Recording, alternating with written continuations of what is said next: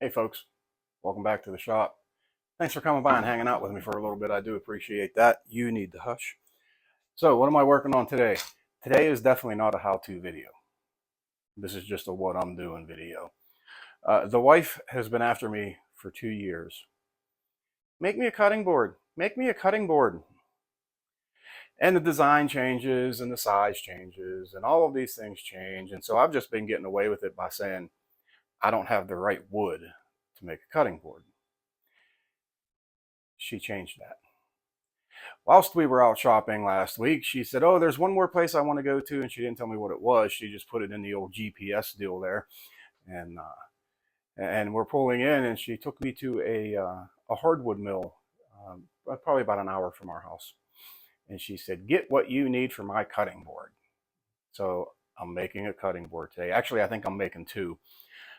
We picked up some maple. And while I was there, they had a cut off piece of walnut that we're not going to include in the cutting board, but I got it just, in case I want to.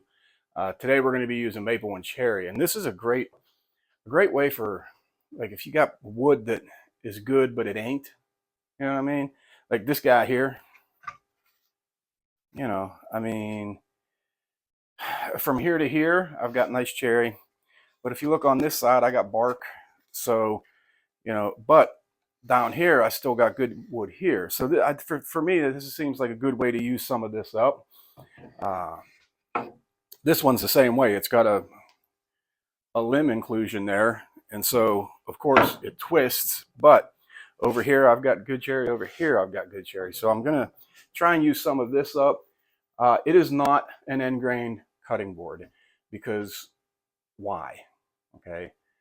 End grain cutting boards seem to have taken over the world. And the thing is, David Picciuto from Make Something a couple videos ago was making a cutting board, and he even said in his video that he's actually watched chefs as they work, and they're not using end grain cutting boards. They're using long grain cutting boards. So while yes, you can get great designs and are really pretty and yada yada yada, to me, I'm you know me. I'm all about practicality. Function over form. So it's going to be cherry and maple. It's going to be long grain. I'm a big fan of the Shelby Cobra automobile, so I'm probably going to use the cherry to make two racing stripes.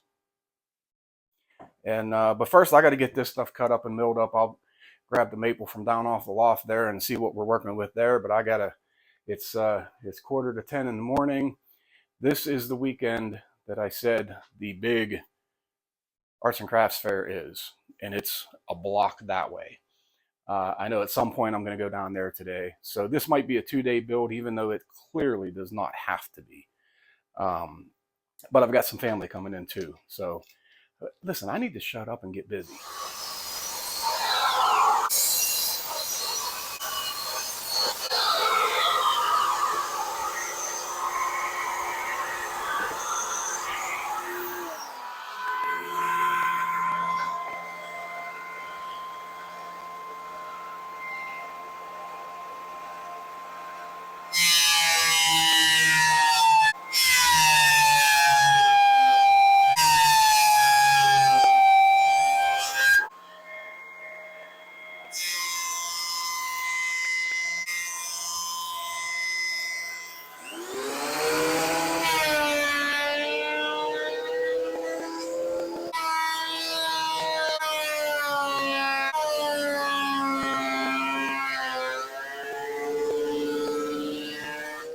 Okay, cherry is milled up. It needs cutting all that. But let's talk about this maple.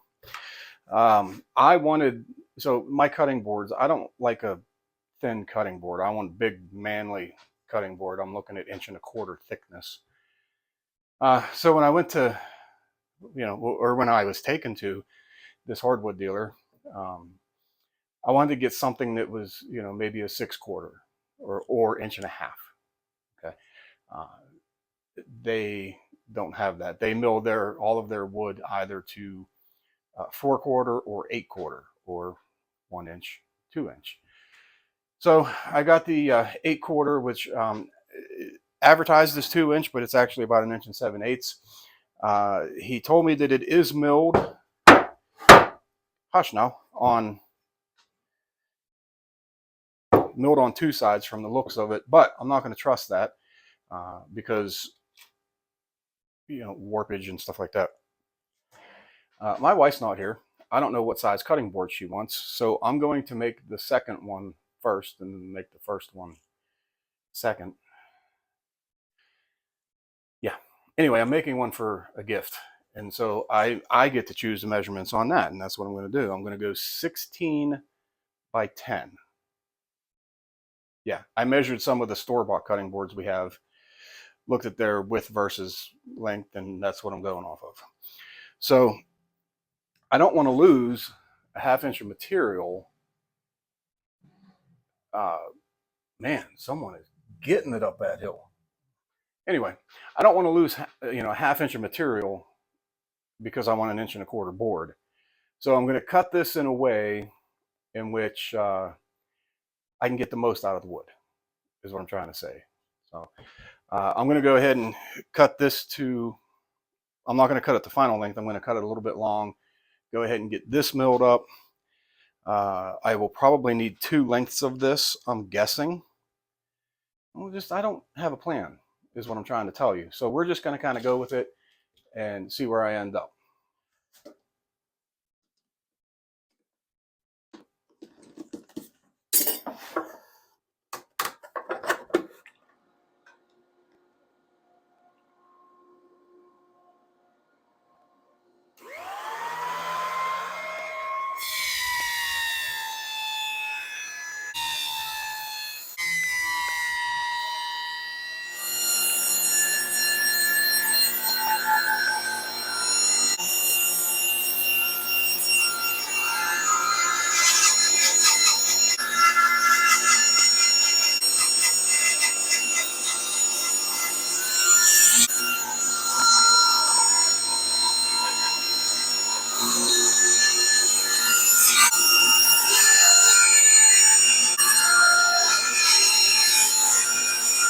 Okay, everything's milled up. I did cut up enough to make 2 because, as I said, I'm making 2. Unfortunately, I did a small design change, so I am going to have to cut up another piece of cherry, which is no big deal. It's already milled. I just have to cut it. I'm going to go ahead and get the first one in clamps and get it glued so that I can move on. It's already getting hot. Okay, it's 11 o'clock in the morning and it feels like it's already 120 degrees. And I don't want to work in 120 degrees. This makes it even hotter. So now we're just down the glue up. And then I can turn the radio on so that I can listen to the radio. Because you guys that have channels know, we don't want no copyright infringement.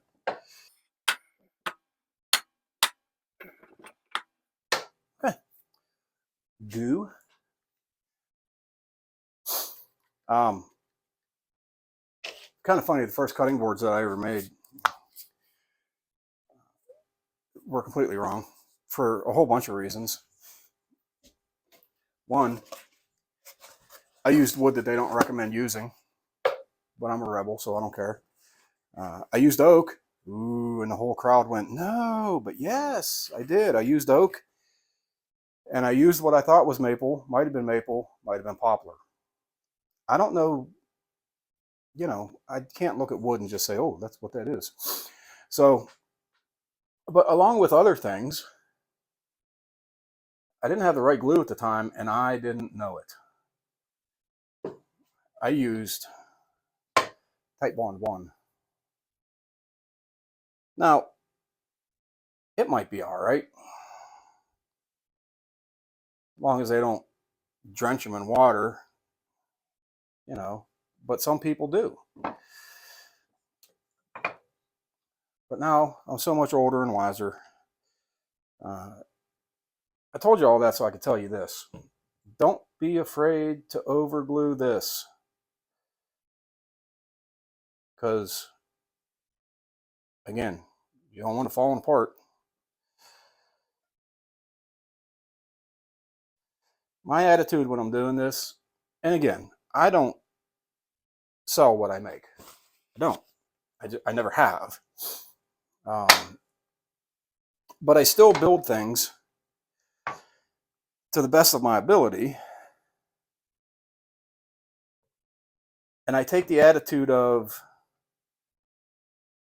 someone's going to see that and they're going to know that I made it. And if it's bad, they will never come to me and ask me to make anything for them. And for some people, that's okay. I mean, my life is busy enough now as it is. I don't necessarily need a whole bunch of commissioned work. But I still want people to look at it and go, oh, that's nice. You know, I don't want them to look at it and say, oh, that guy did a lousy job. And let's face it, folks, we live in a world where people are more apt to tell you the negative than the positive. So just what I'm saying is, if you're making a gift for somebody that you're giving away, make it the best you can make it. So when other people look at it, they say, oh, that's really nice. Not, oh, that thing's terrible. So I'm going to shut up now and get to work because I got another one to make when I get done with this one.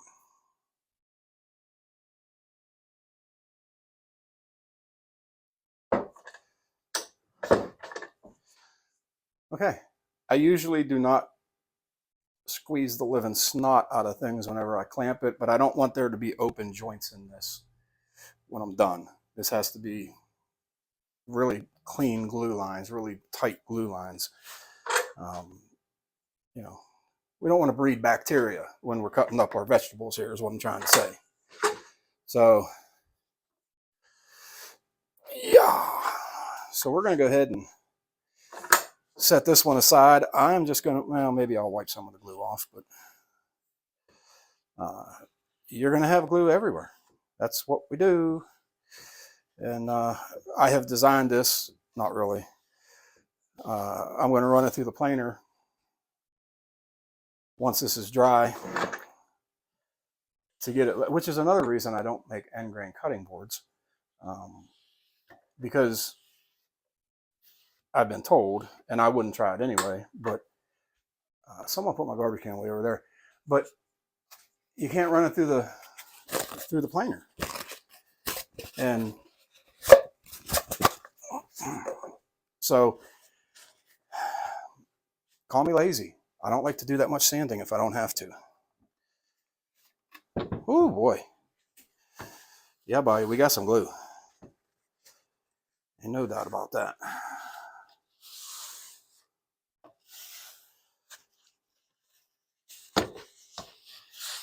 I'm just, moreover, just kind of smearing it because I don't want big glue globs, you know. So we're going to set this aside, let it percolate, get all of the glue off of me. And I'll go ahead and get the other one glued up. And then I'm done for a few hours. Until that sets up, I have to go pick somebody up in probably about 10 minutes. And maybe I'll take a walk around the craft fair. Maybe I will. I don't know. It's hot. It says 75 degrees, but I think we're at like a 90% humidity level. So I'm going to go, man, oh man, everywhere I put my hand, I'm on glue.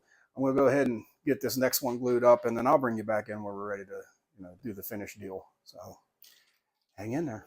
Okay, it's the next day actually. Just didn't get back out here. Oh, I did, but I wasn't working on this. I had a bowl that I started 2 months ago, and I just needed to get it finished because it's driving me crazy. I got one of them out of the clamps. We're going to get this one out. This one needed some scraping from where it was sitting on the clamps. I'm guessing this one's probably going to be the same way. And then it's fine. And then we're going to run through the planer. Now, I don't know if this is a bit of advice or not, but I'm going to tell you anyway. Ooh, because you're watching, I'm going to tell you anyway. You got an option here. Do you want to cut them to size first and then plane them, or do you want to plane them and then cut them to size? I am going to plane them first.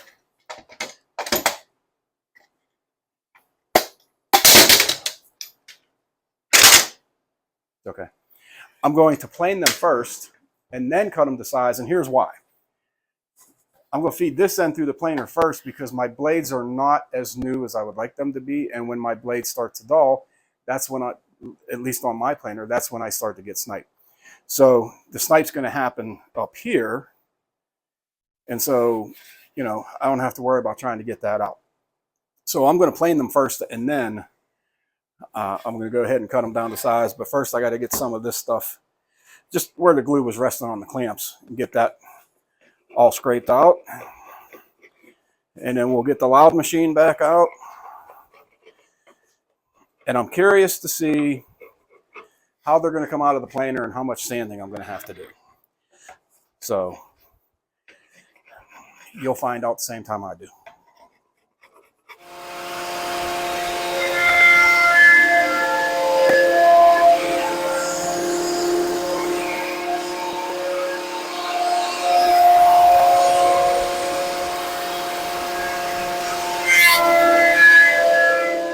Okay, out of the planer, they look pretty good.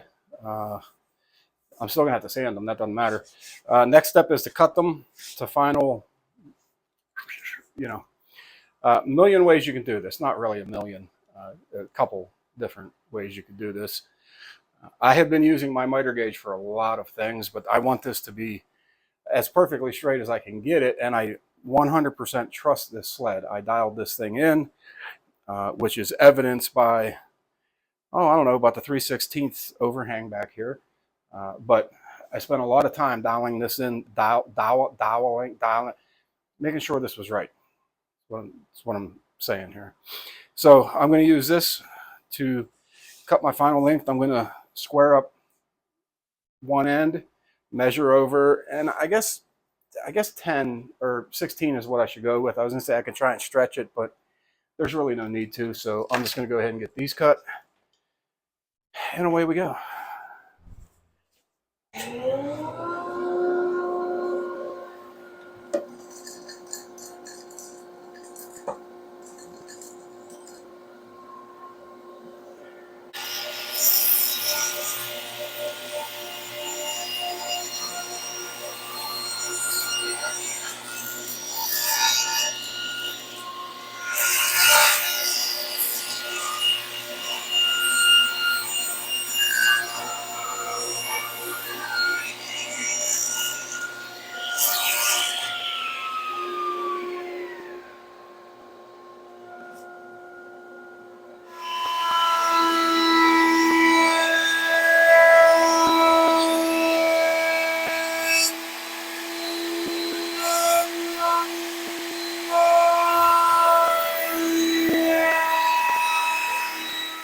Okay, as you saw, I added a round over. This is the price you pay for doing a homemade insert table. It just doesn't fit right, and it's creating oddness. One of these days I'm going to get me a real lift. Probably not, but it'd be nice. So now I'm down to sanding.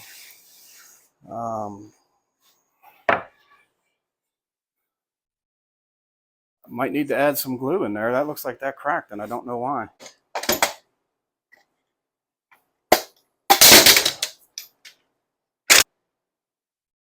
So I will put some glue in there and clamp that and get that right.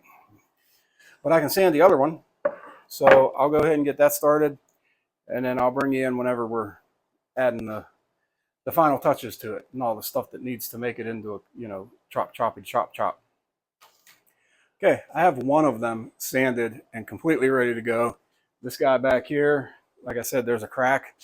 I filled it with glue and I got it clamped, and I want to make sure that's got plenty of time to set up. This one I sanded up to 220, which is, you know, maybe more than what you need, but that's what I did. What is that? Sanding it again.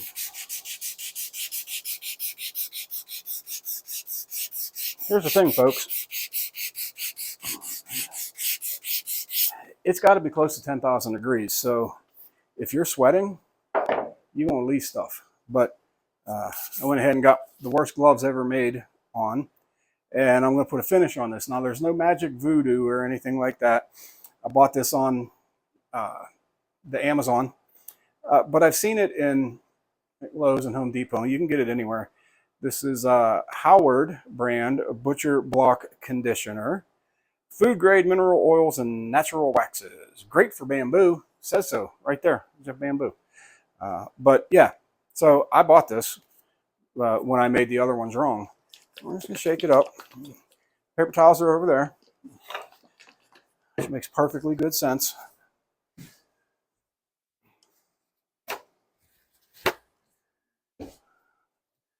And all I do, again, not a how-to, but I just goob it on there.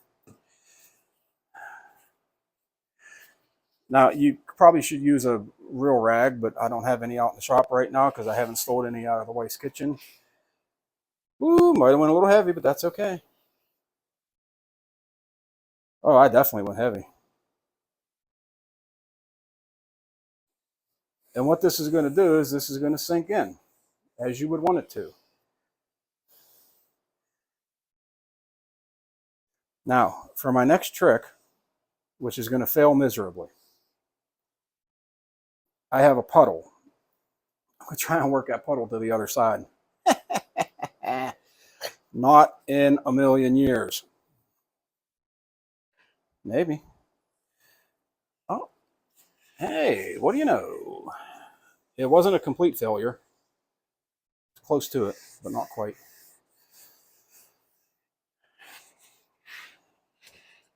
All you do with this is rub it on and let it sit. You don't have to worry about if there's a puddle or anything like that. You just let it sit. And then you come back and you wipe off the excess. I always put it on super duper heavy because it needs to soak. This is going to have to sit probably, it says on there, I forget, it's a couple hours. Let it stand for at least an hour. And then come back out, wipe it down, add more. So, oh my, it's slippery. It definitely is slippery. Nice looking board though, right? Get my little homemade, I have this monolith. I don't know, that's from cutting that end piece off. Get my homemade finishing things. Gently set that on there. I probably have enough to finish this side. We're going to add a little bit more anyway. Now, I should say, on the safety side of this, that the rag could, do bad things in the garbage can. So I'm going to take mine out and set it on the sidewalk, let it dry up. And, because, I don't want the shop to burn down. That would be bad. Then I'd have to explain it to the church too. All right, that's going to sit probably for an hour and a half. I'll come out and put another coat on it, and then I'll bring you in when it's all done. I'll show you what it looks like. Okay, so there you have it. That's three coats of Butcher Block conditioner. Each one soaked in. I put the second one on, it soaked in. I put the third one on, it did not completely soak in, so I left it at that. But I like it. It came out really well. I always love the contrast of maple and cherry. I always think that combination looks great together. More importantly, the person that we're giving this to as a gift absolutely loves it. They're excited to have it, and that's more important. So I hope you liked the video. Thank you for watching. Thanks for coming and hanging out with me for a little bit. I always appreciate that. God bless you. I'll see you on the next one.